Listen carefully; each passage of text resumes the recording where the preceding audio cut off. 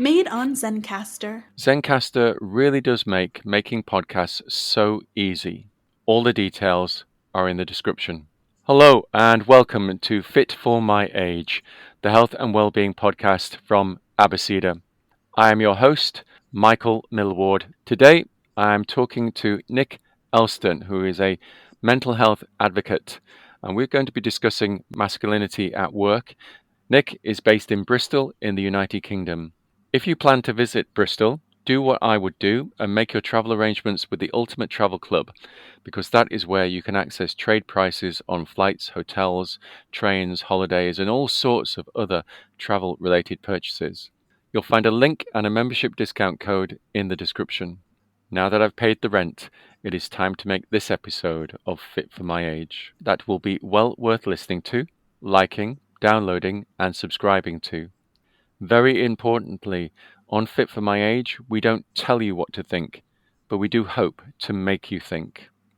Hello, Nick. Hey, Michael. And one of the choices that you've made is in deciding to make your living by being a mental health advocate. And what's been the story? I have mental illness. I have obsessive compulsive disorder, largely managed nowadays, but back in my childhood, I developed OCD. As I got older, it then have also morphed and changed into something called generalized anxiety disorder thrown in on top of that. Since that point, I was constantly fueled by high anxiety, high nervous energy. As a man, and certainly back in the day, very much an alpha man, I wasn't talking about how I was feeling. So through education, I just flew under the radar in that sense. A lot of young men do. Then I went into my professional career. For over a decade, I was running at a really high state of burnout through masking how I felt, what was going on with me. And then in 2012, I had a breakdown. And it was at that point I started to use speaking as a therapy.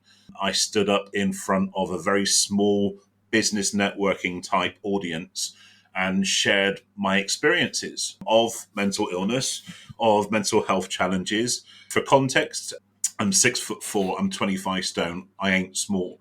And people that look like me don't talk about mental illness, especially in 2012.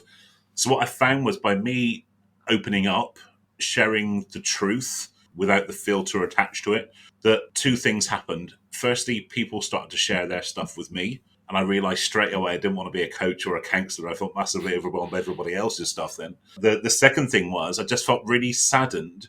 Why is it that when we need help, not exclusively, but especially as men, we don't reach out for help, but we are the first person to jump to the aid of somebody else?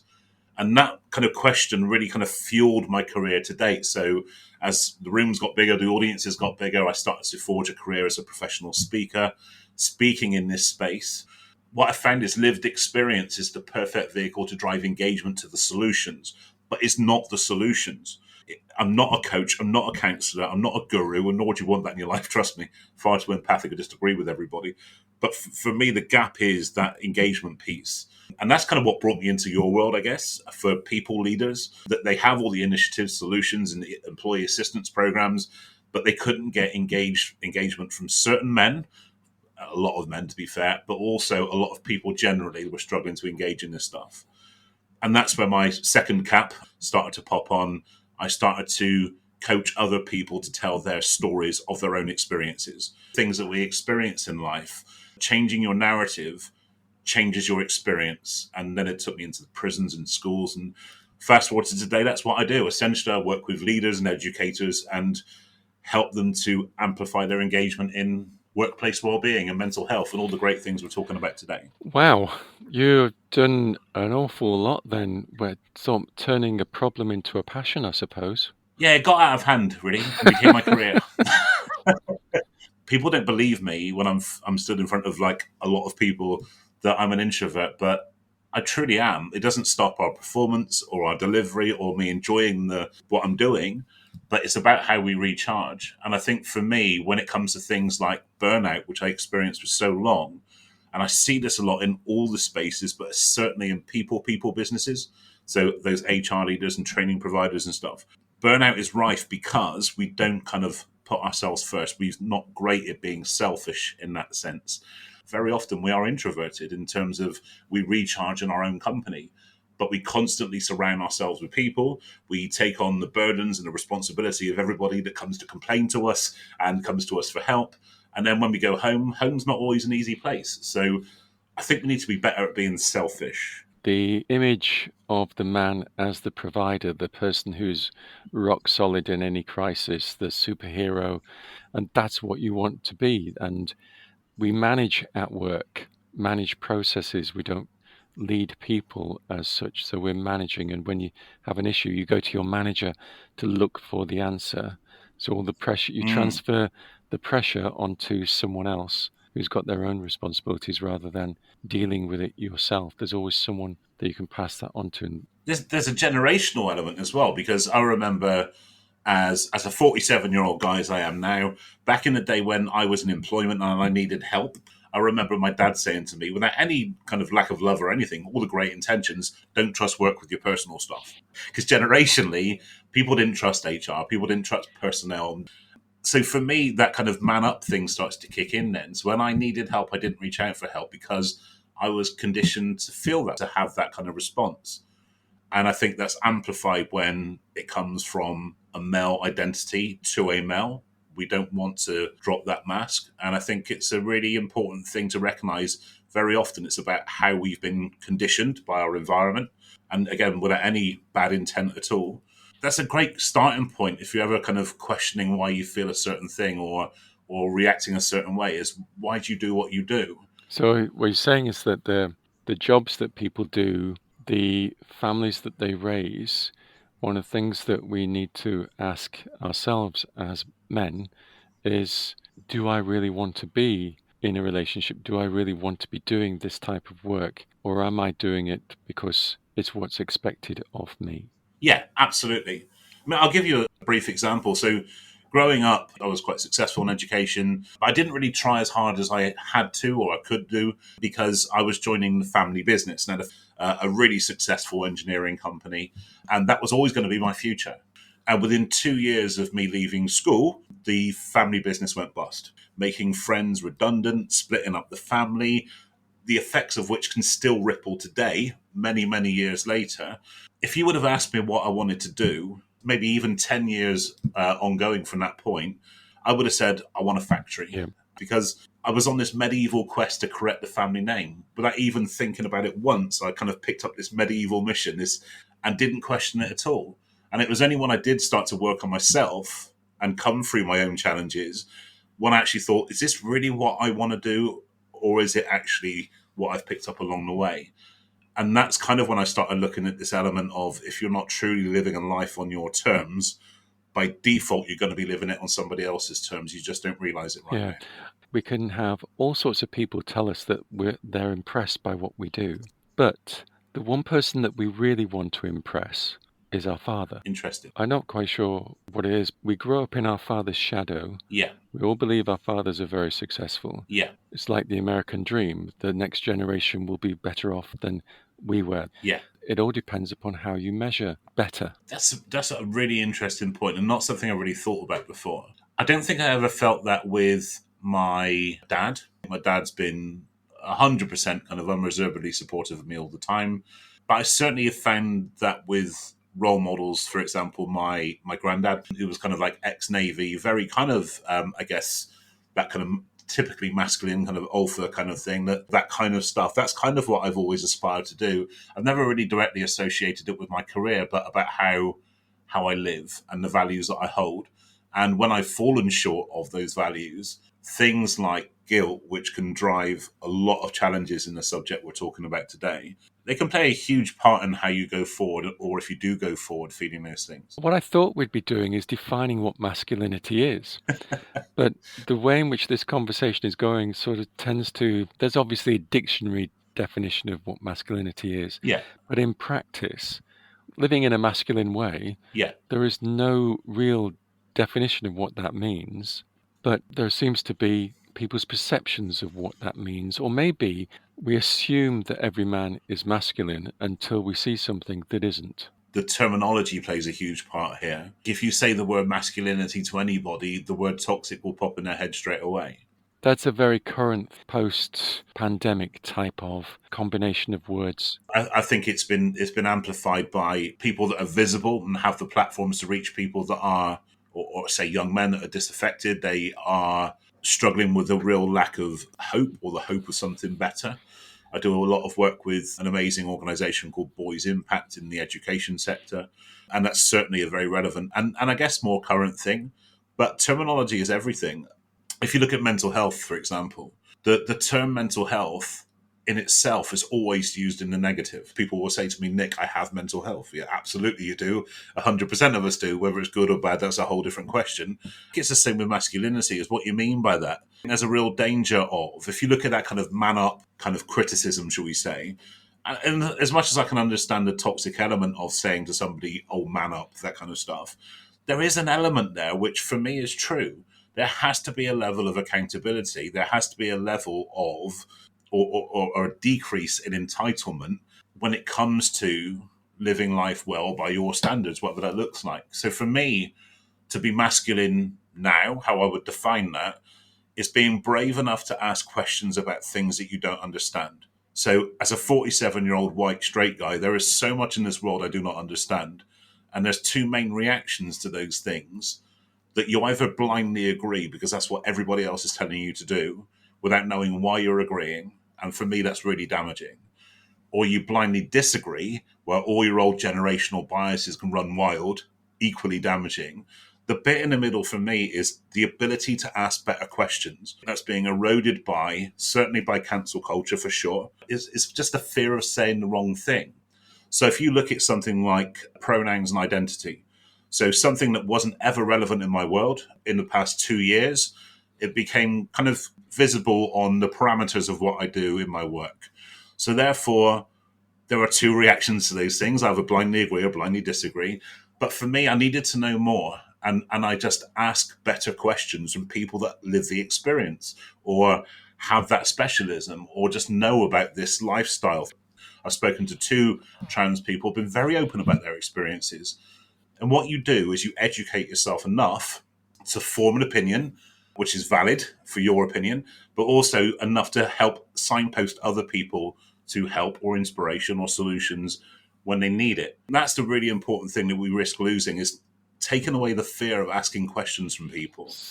I speak to thousands of people that are not like me, and I ask really deep, really probing, very personal questions sometimes, and I've not been punched in the face once. Because I educate myself and I'm curious. I'm not asking because I'm being provocative. I'm not doing anything else other than forming an educated opinion. And for me, we cannot lose the right to do that as men, but as people generally. What you're saying then is to be masculine is to be your own man, is to form your own opinions, drive your own behaviors, have values which you display in your behaviors and what you say. But being masculine means to be your own man, not to follow the herd. The masculine man would make up their own mind and make a decision and be their own man rather than simply following the crowd. Yeah, absolutely. And when it comes to things like leadership and masculinity and work, still most of the sectors that we both operate in are the last bastions of traditional business in that sense. They're still very much kind of male dominated, especially at a senior level. It's understanding where we come from when we hold these opinions or these beliefs or the way that we act. As a 47-year-old guy, back in the day, my early 20s, when I was being trained in a corporate environment, I was trained to lead through instruction. You tell people what to do, And they do it. and I'll do it. And if they don't do it, you shout. I mean, I kid you not, that was the training that I had. It was to lead through instruction. By the way, Michael, it never worked then, it never worked now. But now more than ever, it's about your ability to lead through influence. It's your ability to change your perspective, which a lot of men, certainly of my generation and back, have challenges with, but also your ability to have compassionately led conversations. And for me, emotional leadership is one of the most powerful things that we can develop. The ability to ask better questions and to change our perspectives and understand that in a room of 200 people, you can have 200 different experiences of life, of business, of education, that your experience is not going to be the same as anybody else's. What is emotional leadership? I guess there's two things. Emotional leadership is your own emotional regulation. So that's kind of how we react to situations, how we prepare ourselves for situations. So there's very much an inward conversation, which absolutely for me took professional help. It took things like counseling and therapy and other things, including medication along the way as well, due to my OCD, of course. So emotional regulation, emotional leadership is how you lead internally through emotional leadership, but also it's about how you go forward. So again, it's about your ability to lead through influence, to bring people with you. And to me, one of the foundations of that is being prepared to be vulnerable. Certainly in professional environments and absolutely with men, we're not great at that piece either yet. I think it's getting better, but I think people also get it wrong. I have built a career sharing my experiences, but I do it in a way which relates to people's own experiences. So I kind of always imagine it like you're telling a story in a third person kind of narrative. Very often people make the mistake of telling their own experiences or sharing or even oversharing what's going on with them, but they're doing it in a very kind of like open therapy kind of way. So for me, emotional leadership is your ability to tell stories to people that relate to your own experiences with the aim of bringing it down to a human to human conversation. I did a couple of articles around kind of having conversations with people leaders to employees around furlough or redundancy. We have a scripted kind of method of dealing with these kind of things for legality purposes, of course. So actually, when you're having that conversation around redundancy or furlough, and you're speaking to somebody, they will react very often very angrily or very over emotionally because they're seeing you as an implement of the company. By changing one thing in that process, and that ability is to say to somebody, do you know what, I don't want to be having this conversation, but here we are, or this has happened to me before and I get it. So it's sharing a little bit of your humanity to make it a human conversation, because then the other person is disarmed, I guess. In the early days of my HR career, working in a factory where the day before Christmas I had to tell all the temporaries that I had recruited for Christmas that they were not going to be required after Christmas. Wow. I stood on a chair in the canteen, and so I stood up and sort of made this comment and added in the words, "I hate doing this." And the voice from the background said, "So why are you doing it?" And I would never include that comment again, but I would include the comment, this in the past has happened to me. Exactly. I know how it is that you're likely to be feeling at the moment, and although there's nothing I can do to change the situation, I do want you to know that it will get better. That's a perfect example of what I'm talking about. By you Yeah. showing more vulnerability as a man to somebody else in a tough situation, you are disarming, diffusing the situation. And as a disclaimer, all of my content has been checked by an employment lawyer. So I know this is valid. I know this is stuff that you can actually use with people. But because I hate to do this sounds like the start of a Dear John letter. But actually, the way that you expanded on that and the way that you injected your own experiences and feelings, you see, people don't really remember what you say to people. It's about how you make people feel. And very often, our reaction to things that are superficial is to react with complete ignorance, with complete anger, depending on the situation. It's kind of like hearing a scripted sales call. We don't buy it. It doesn't mean anything to us. Or a scripted speaker. It doesn't feel genuine. So it's taking that approach into our day-to-day lives. And I think especially when it comes to men and to be masculine in that sense, emotional leadership is a cornerstone of that, and practicing being vulnerable in a really safe way, of course. I think I get what you mean. The idea that the traditional approach to masculinity and masculinity at work is that you tell people what to do. If they don't do it, you shout at them, and it's what you say goes. What you're saying, though, now is because the world has changed, we have to look at things in a different way. We need to be more someone that people can relate to, Yeah, can perhaps aspire to be like, and we need to demonstrate to people that we understand their situation doesn't devalue our situation. yeah, We don't have to be them, but we have to demonstrate our understanding of the lives that they live and the impact that our decisions will have upon them, which means we need to spend perhaps more time understanding them as individuals than simply you're here to do a job, and look at them as to, you're here to do a job which is going to help me do my job. So how do I make it easier for you to do your job? And the emotional leadership is more giving than simply just telling. Yeah, absolutely. And I think for me, it's recognizing that instead of seeing yourself as, for example, the boss or whatever your terminology is within your organization, is actually you are an influencer, to use a modern term. You are a thought leader. And actually, your ability is to bring people with you. And we know that it doesn't work to have that dictatorial role anymore, for sure.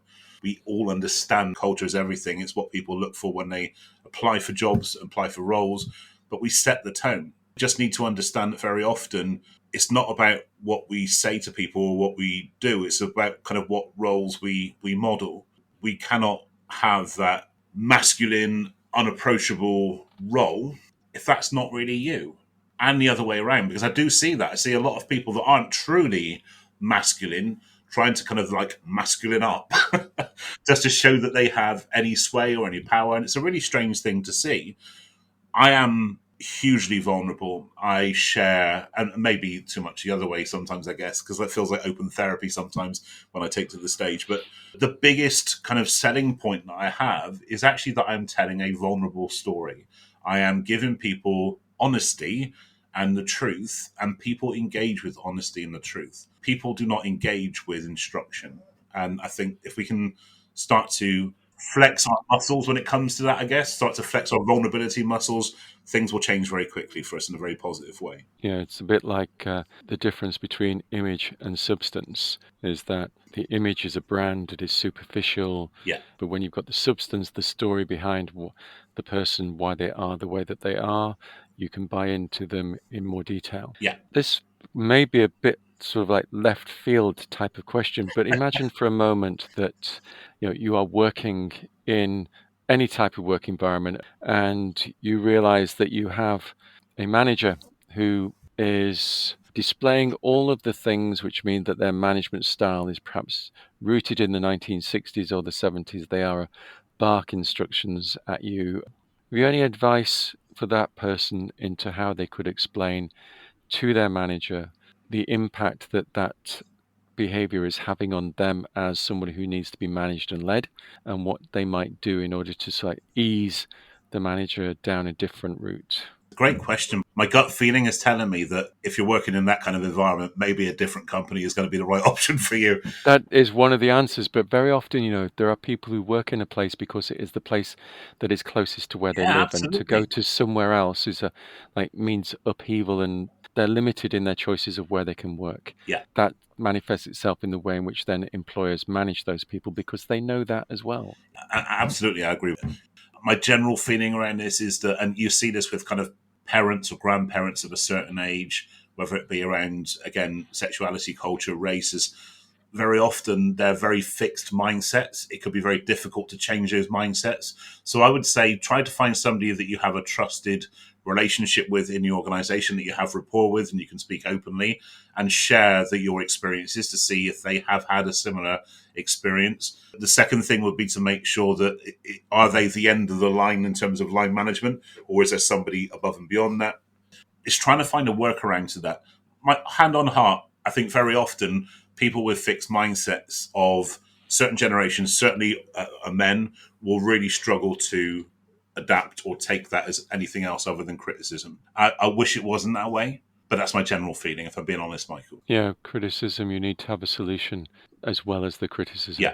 I think if you change criticism into feedback and talk about the impact on you, you talk about what you observed rather than what you yeah, felt, absolutely. then you're going to, this is what was said, this is the impact that it had. This, if it had been said in a different way, you'd have been feeling more positive about it. You just need to keep everything in perspective as well, though. But it's a long, slow process. I've always said that if people are going through things like divorce, where actually it's a really highly emotive subject, actually, if you stick to the process of divorce, you can move through the process quite quickly. But as you quite rightly say, in that conversation with somebody more senior than you, where you're calling them out on their behaviors, their actions, it can be a very emotional process very, very quickly. So sticking to I like to call it a cold process. So actually purposely taking away the emotion from the situation to have that kind of fact-based conversation. I think that's the most you can do directly with that person in that situation. But you know what? I'm willing to listen to kind of your insight on that as well, because again, this is not something I've really considered before. Having been in that situation several times, I think a lot of people have. Sometimes you don't realize you've been in the situation Yeah. until you've left it. Interesting. Yeah. You're in the situation, that's just normal life. And you go somewhere else and you realize, wow, this is so much better. And you only realize the problems that you Yeah, had in an old absolutely. situation when you've moved on to somewhere new. Going back over time and reliving my career with my greater age and experience, there are times I would have actually said, that's not a way that I want to be spoken to. That you can tell me what Yeah. to do, that's fine, because that you are the manager, that's your job, that's your responsibility. But you don't need to do it in a way which feels as if you're aiming to belittle me. Absolutely. It does require a lot of guts, but it's not about creating an argument. It's not something that needs to be done in public. It's something that can be done, let's go and have a chat about that. What you just it kind of outlined there, that lobster in a pot kind of feeling, isn't it? That you never feel the temperature rising till it's too late. No, you don't. Too many of us go through life accepting Yeah. something just because it is what it is, without realizing that things can be different because we've never experienced them. And if we sort of think about, okay, what would my ideal manager be like? I talk to a lot of entrepreneurs who are recruiting their first people, and very often they are talking about, I do not want to be the manager that I had. Big question is, so what type of manager do you want to be? Mm. How are you going to make this the place that everybody wants to come and work? And how are you going to make sure that everyone, regardless of who they are, what type of personality they have, why they come to work, that they're going to say, this guy understands me, this guy wants me to be successful.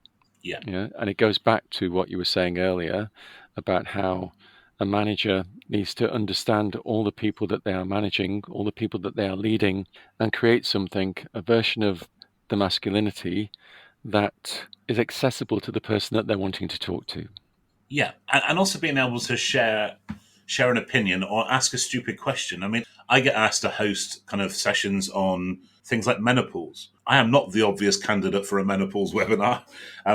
So I bring on an amazing specialist who specializes in menopause coaching. But my position in that, as a man in that environment, a topic I know nothing about or didn't until I started working with her, really just to ask the stupid questions that we're afraid of asking. Because the main reaction to things we don't understand, we either get defensive and angry and everything else, we just dismiss it, or we make very bad jokes about things. That's the other thing. Or we ask better questions. And again, that's that bit. So it's masculinity, and to be a man right here, right now, is to actually say in any given situation, be prepared to ask stupid questions as well. If there's something you don't understand, ask the questions. And that involves people that work for you or with you or around you. Yes, be a man who asks questions is the best way forward. Yeah, absolutely. Be curious. Brilliant.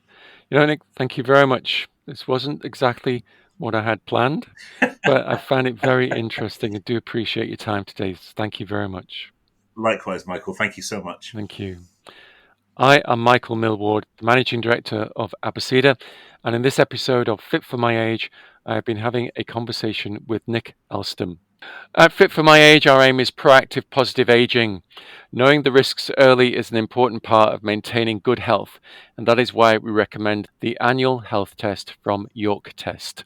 York Tests provide an assessment of 39 different health markers. The annual health test is conducted by an experienced phlebotomist who will complete a full blood draw at your home or workplace. Hospital standard tests are carried out in a UKAS accredited and CQC compliant laboratory.